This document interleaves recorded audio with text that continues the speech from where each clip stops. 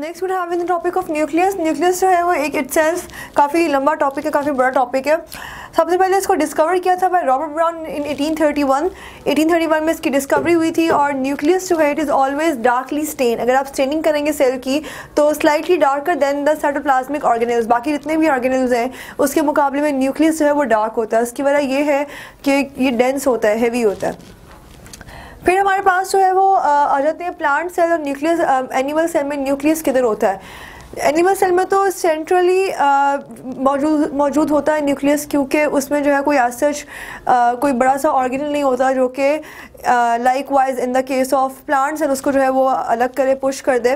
क्योंकि plant cell में जो है न्यूक्लियस एक साइड पर मौजूद होता है because of the presence of very large vacuole. फिर न्यूक्लियस में जो है वो हम न्यूक्लियस की बेस पर सेल्स को मोनोन्यूक्लिएट, बाइन्यूक्लिएट और मल्टीन्यूक्लिएट में जो है वो डिस्टिंग्विश कर सकते हैं। मोनोन्यूक्लिएट मतलब सेल जो है उसके अंदर एक न्यूक्लियस होगा और नॉर्मली भी एक ही न्यूक्लियस होता है। उसमें हमारे पास एग्जांपल आ जाती है अमीबा की। बाइन्यूक्लिएट में दो न्यूक्लियस हो सकते हैं एक सेल के अंदर, जिसमें एग्जाम्पल आ जाती है पैरामीशियम की। और मल्टीन्यूक्लिएट में जो है वो फंजाई की एग्जाम्पल आ सकती है। वैसे नॉर्मली फंजाई में भी एक ही न्यूक्लियस होता है, लेकिन इन the case of aseptate fungi या एसेप्टेट फिलामेंट्स होते हैं तो उसमें जो है वो very large number of nucleus जो है वो मौजूद होते हैं। फिर हम देखते हैं कि सेल जो है कब विजिबल होता है। It is visible when the cell is at nucleus जो है विजिबल होता है when the cell is at the non dividing stage. जब सेल डिवाइड कर रहा होता है तो उस केस में न्यूक्लियस विजिबल नहीं होता।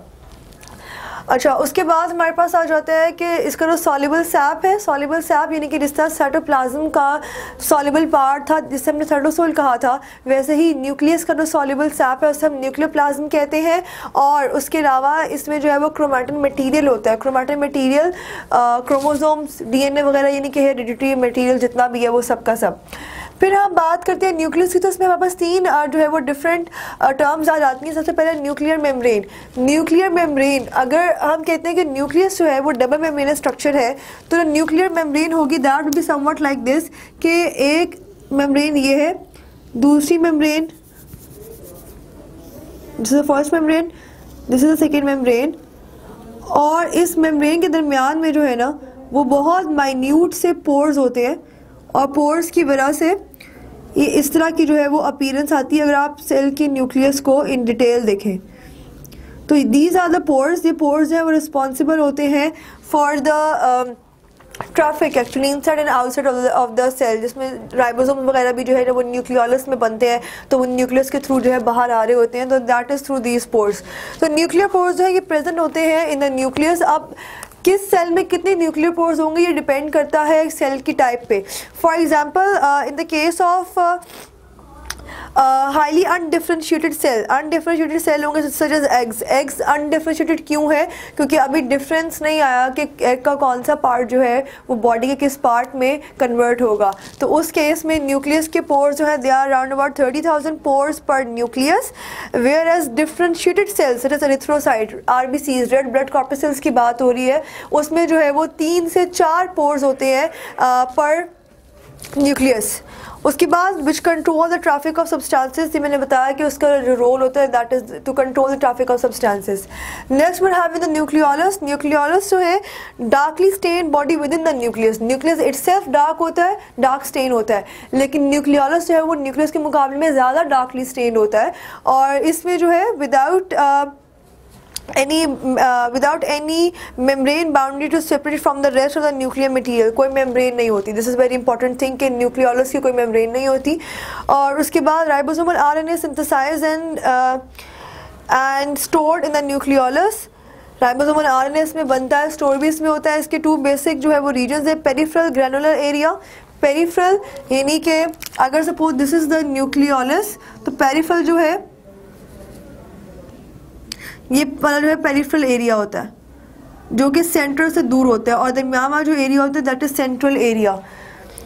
तो और इसमें क्या that it is the nucleolus where ribosomes are assembled and exported to the cytoplasm via nuclear pores.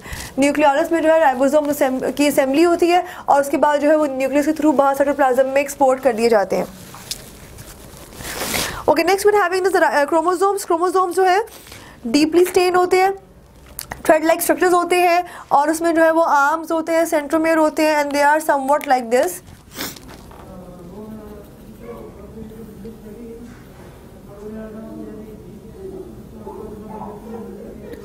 इस तरह की जो है वो उनकी अपीयरेंस होती है।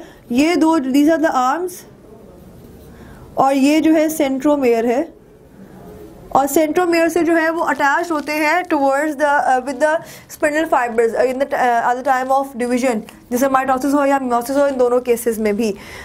और उसके अलावा जो है हर क्रोमोसोम में डीएनए होता है, डीएनए की फिक्स अमाउंट होती है, उसके साथ साथ जो है प्रोटीन्स होते हैं, जिसे जो है वो हम न्यूक्लियर प्रोटीन का नाम भी दे देते हैं eight times.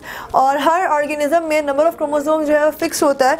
For example in the case of humans हमारे अंदर 46 क्रोमोसोम्स हैं या 23 पेयर्स ऑफ क्रोमोसोम्स है।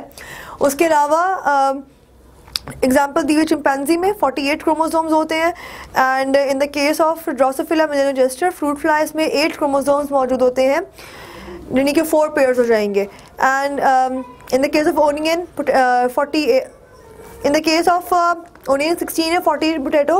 अच्छा, तो इन द केस ऑफ गार्डन भी 14 होते हैं क्रोमोसोम, या 7 पेयर्स ऑफ होमोलोगस क्रोमोसोम जो हैं दे आर प्रेजेंट। उसके बाद number of chromosomes in normal body cells diploid होते हैं। डिप्लॉयड मतलब पेयर्स की फॉर्म में बात करते हैं। ह्यूमन में 23 है, इन द केस ऑफ गार्डन भी 7 है, लेकिन अगर आप इनको जो है सॉरी ह्यूमन से 46 है, इन द केस ऑफ गार्डन भी 14 है। और जब स्पर्म्स में या गेमीट सेल्स में, स्पर्म में, एग में जाते हैं, तो इन the case of in that case chromosome का जो नंबर है वो हाफ हो जाता है। So that's all about the nucleus and the nucleolus and it's components.